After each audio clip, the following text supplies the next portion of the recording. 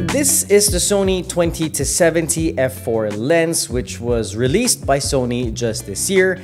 And what I'm shooting on is a Tamron 20-40 f2.8 lens, which I bought last year. Now, I'm comparing these two lenses because for how I use my cameras here in the channel and in our family trips, in my opinion, these are the two best lenses for travel. And just a background, if you're new to the channel, hi, my name is Nico. I create videos about camera gear, audio equipment, and other content creation gear, which I use here on this channel and our family channel. So if you're interested in unboxings, reviews of these gear, please consider subscribing to this channel. And if you're interested in family videos, consider subscribing to our family channel.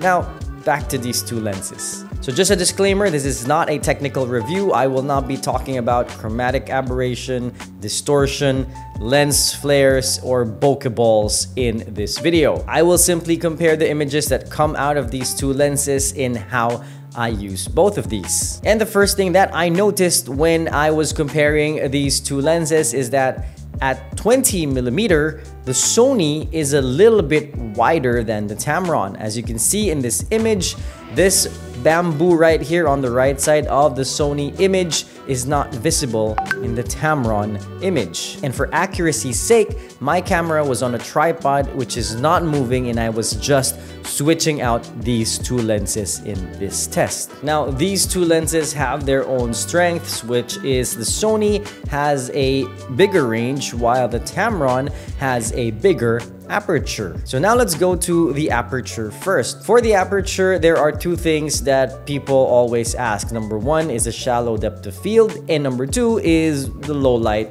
capabilities. Now for the bokeh, here is a video which I took in that same scene wherein I used the Sony at f4 and the Tamron at f2.8. So here you can check out the difference in the bokeh. And I went back inside the studio to take photos to see, well, we know that at f4 you will have less shallow depth of field or bokeh in the image, but I wanted to compare at 40mm at f2.8 for the Tamron, how it compares to the Sony at 70mm at f4.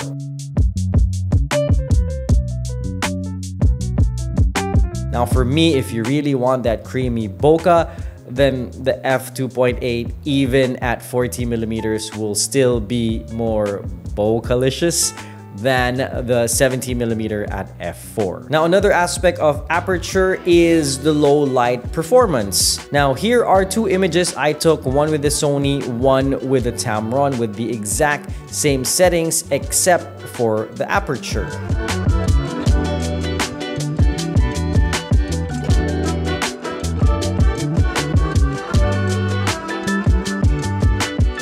And if you want to match the exposure of the Tamron lens using the Sony lens, then you have to crank your ISO up to this level.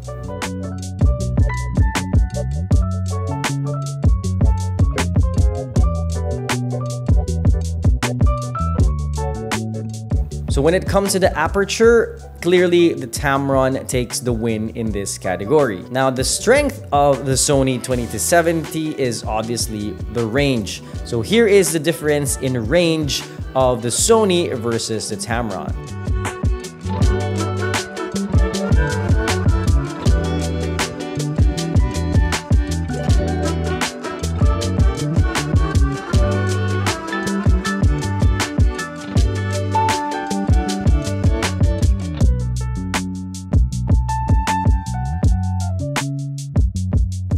And if maximum range is your priority when traveling, then it is a no-brainer. Get the 20-70 from Sony. And just to give a feel of how these lenses do when it comes to vlogging, then here is a vlogging test. So this is a vlogging test on the Tamron 20-40mm f2.8, and I am at f2.8. ISO is at 250, and I'm at active stabilization. So just putting all those settings out there to compare with the two lenses, what they can do, especially in terms of the aperture. So yeah, now I'm on the Sony 20-70 Again, active stabilization, f4, ISO 400, but became darker, so maybe we should, yeah.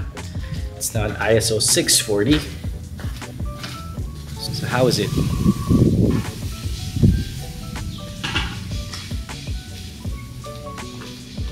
I want to compare, you know, the shallow depth of field, the stabilization, image quality in general.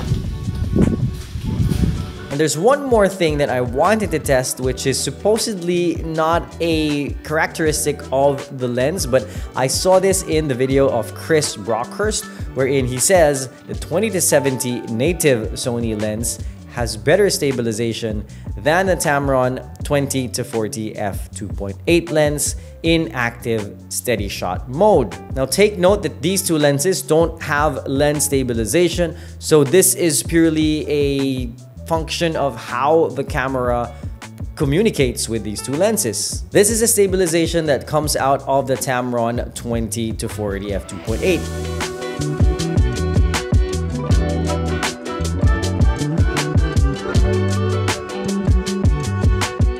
This is how stabilized the Sony 20-70 f4 is.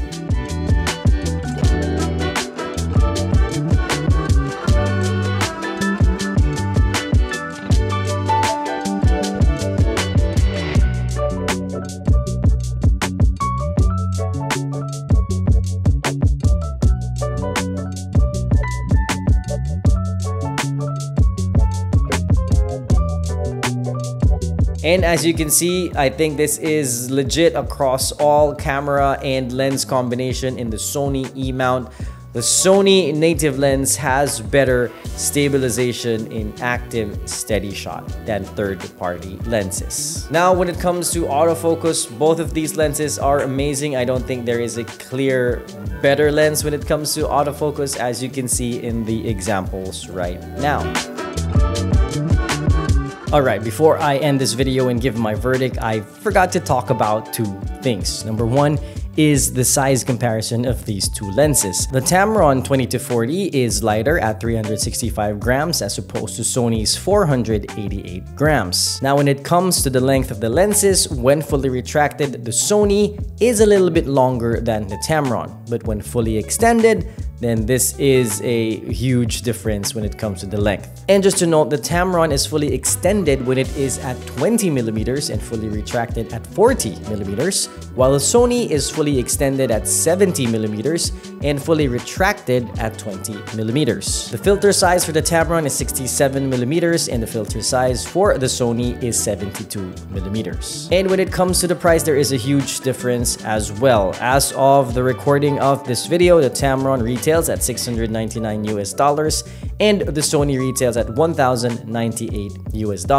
Of course, this also will depend on the region where you are from. Now, back to you, Nico. And for my verdict, which lens would I choose if I only would choose one? My answer is the Sony 20-70 f4 lens. Now, just a disclaimer, this is a personal preference, and with how I shoot our travel videos, I would rather have a longer range than a shorter range with an f2.8 aperture. And I think a constant f4 is not that bad when it comes to aperture performance. So will I sell my Tamron 20-40mm? Well, yeah. I've brought this to 3 trips now, and I could safely say that this will be my go-to travel lens right now. And I will sell my Tamron 20-40mm f2.8 lens and replace it with a probably much wider lens for the studio. How about you? With everything that I've discussed here, which of the 2 lenses would you keep? Tell me in the comments below. And I've been loving my travel setup lately, which is the 20-70 by Sony, and my new camera, the Sony ZV-E1. And if you want to know my reasons why I switched from the Sony A7S III to the Sony ZV-E1, then click the video here.